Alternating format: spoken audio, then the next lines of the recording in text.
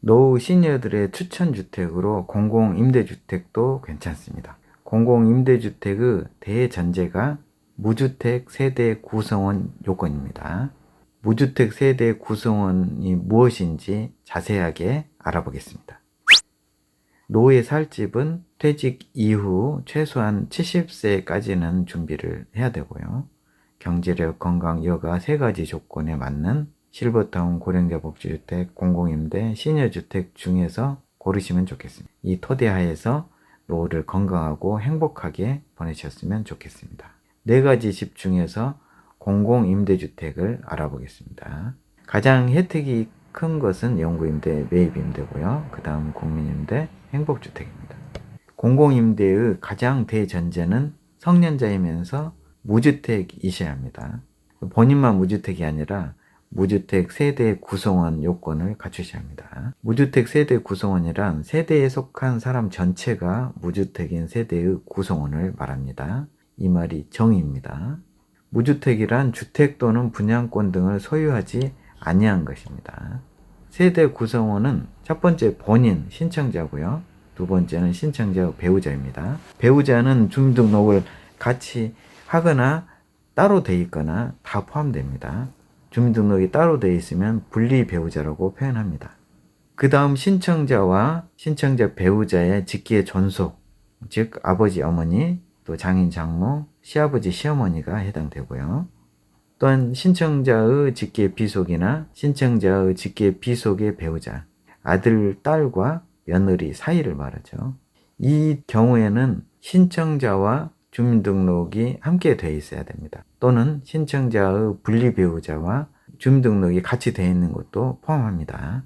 신청자의 배우자의 직계 비속이 있을 수 있고요. 신청자 배우자의 직계 비속의 배우자가 있을 수 있겠죠. 쉽게 표현하면 의붓 아들과 의붓 딸이 있을 것이고요. 그 배우자들도 있겠죠. 이런 경우에는 본인, 신청자와 주민등록이 함께 되어 있는 경우에만 세대 구성원에 해당됩니다. 표로 살펴보면요. 위로는 직계 존속, 밑으로는 직계 비속이라고 하는데 이 경우에는 주민등록이 함께 되어 있는 경우에는 세대에 속하게 됩니다. 배우자는 주민등록 상관없이 함께 하는 거고요. 나의 형제 자매나 배우자의 형제 자매는 해당 안 됩니다. 또한 나의 친자녀는 아니지만 배우자의 자녀일 경우에 의붓 아들이나 의붓 딸인 경우에는 나와 주민등록이 되어 있는 경우에만 세대 구성원이 됩니다. 이 세대를 구성하는 사람들이 전부 무주택이어야 한다는 것입니다. 이 세대를 구성하는 사람들의 자격 검증을 다 하게 됩니다. 즉 소득, 자산, 무주택 여부를 확인한다는 것입니다. 추가로 세대 구성원에 포함되는 사람이 있습니다. 외국인 배우자의 경우에는 외국인 등록을 한 경우에는 세대 구성원이 되고요. 또한 외국인 직계 존비속의 경우에는 가족관계 등록부에 등재되고 외국인 등록을 한 사람입니다. 태아도 세대 구성원에 포함됩니다. 이런 경우에는 증명하기 위해서 임신진단서를 첨부합니다. 원래 미성년자는 신청 불가하나 다음인 경우에는 미성년자이더라도 신청 가능합니다. 자녀가 있는 미성년 세대주, 직계 존속의 사망, 실종, 선고, 행방불명 등으로 형제 자매를 부양하여야 하는 미성년 세대주, 부 또는 모가 외국인인 한부모 가족의 미성년 자녀가 세대주인 경우, 이런 경우는 미성년이더라도 신청하실 수 있다는 것입니다. 또한 세대 구성원에서 제외되는 경우가 있습니다. 이런 경우에는 세대 구성원으로 되어 있으면 불이익을 받기 때문에 제외해 주는 거고요. 입증 서류를 제출하시면 됩니다. 실종 선고 절차가 진행 중인 사람, 가출 또는 행방불명으로 경찰서 등 행정관청에 신고된 후 1개월이 지났거나 또는 그 사실을 시장군수구청장이 확인한 사람, 그 밖에 공급 신청자와 생계 및 주거를 달리한다고 시장군수구청장이 확인한 사람, 이런 경우에는 세대 구성원에서 빼줍니다. 불이익을 받지 않도록 배려하는 거죠. 2022년 기준으로 영구임대 기준 월평균 소득 50%에 해당되는 이 소득들, 그리고 국민임대에 해당되는 70%, 가구원 수에 따라서 이렇게 소득이 있는데요. 여기를 다 검증하게 됩니다. 그리고 세대 구성원 전원의 총 자산이 2억 4,200만 원, 연구임대 기준이죠.